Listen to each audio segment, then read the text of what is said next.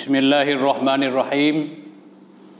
Assalamualaikum warahmatullahi wabarakatuh. Waalaikumsalam warahmatullahi wabarakatuh.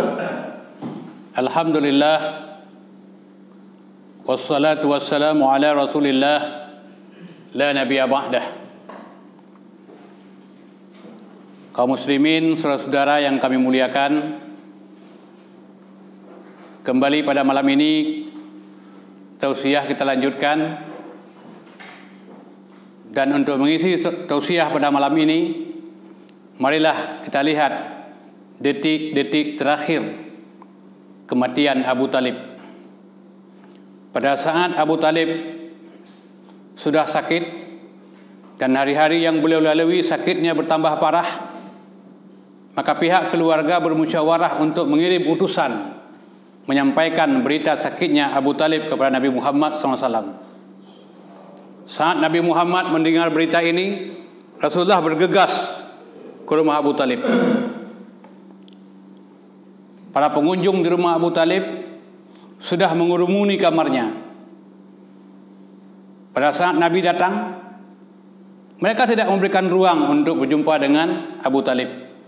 Sampai Rasul berkata, "Kalau kalian hari ini mengurus Abu Talib, aku lebih berhak daripada kalian untuk mengurusnya." Setelah itu barulah mereka memberikan ruang kepada Rasulullah SAW untuk masuk. Rasul duduk di samping Abu Talib. Apa kata Rasul? "Wahai pamanku, aku sangat mencintaimu. Aku sangat sayang kepadamu. Aku sangat menghormatimu. Paman, engkau sama dengan ayahku. Paman, agar kamu selamat nanti pada hari kemudian, pada hari kiamat, agar nanti kamu mendapatkan syafaat, maka ucapkanlah kalimat La ilaha illallah.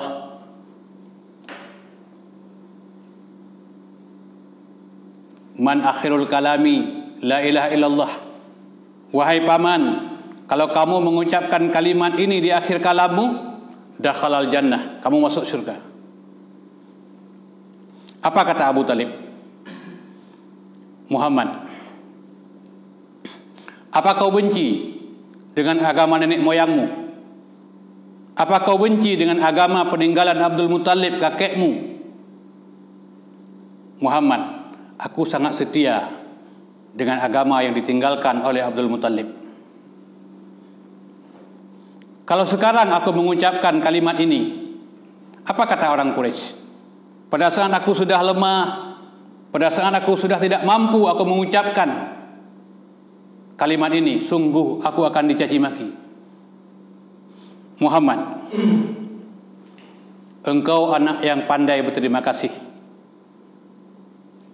Aku merasakan bahwa engkau mencintaiku dan engkau selalu hadir mengingatkanku pada saat aku melakukan kesalahan. Kemudian Abu Talib memanggil semua keluarga besar Abdul Muttalib. Setelah mereka pada berkumpul, apa kata Abu Talib? Aku wasiatkan kepada kalian semuanya, ikutilah apa yang disampaikan oleh Muhammad agar kalian selamat.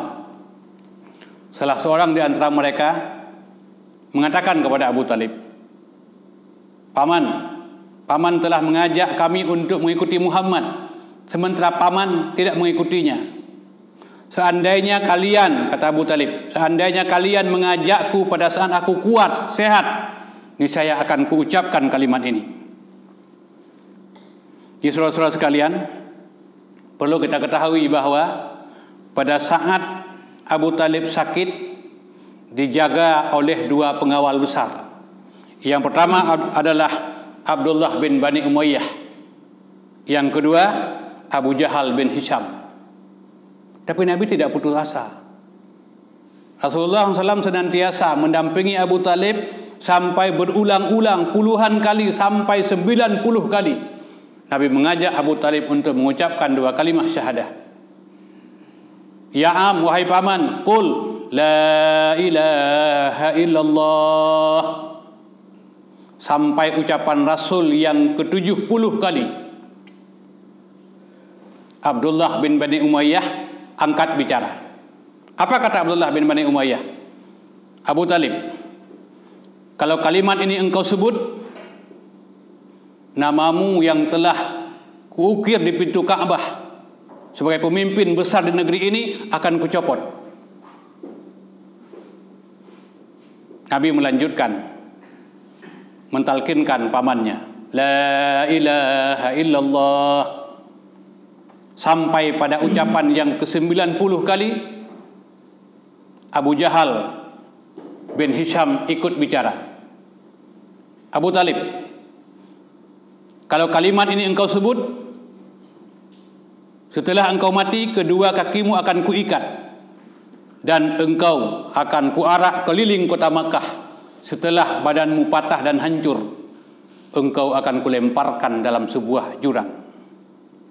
Maka pada waktu itu Ashabiyah Abu Talib muncul. Muhammad, biarkan aku dengan keyakinanku, biarkan aku bersama agama nenek moyangku, biarkan aku dengan agama peninggalan kakekmu Abdul Muttalib. Saudara-saudara sekalian,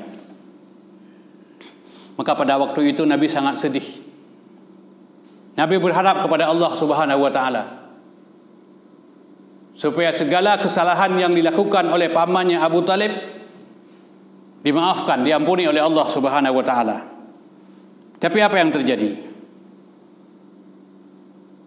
Di dalam Al-Quranul Karim pada surat At-Taubah ayat yang ke-113, Allah berfirman, maka nalin nabi, tidak sepantasnya bagi seorang nabi, walladzina amanu, dan bagi orang-orang yang beriman, ayastaghfiru lil musyrikin, memohon ampun kepada orang musyrikin, walau kanu uli qurba, sekalipun orang musyrikin itu adalah kawan karibnya, sekalipun orang musyrikin itu punya hubungan keluarga, min ba'di ma tabayyana lahum annahum ashabul jahim, sudah jelas bagi mereka orang-orang musyrikin adalah isi neraka jahanam.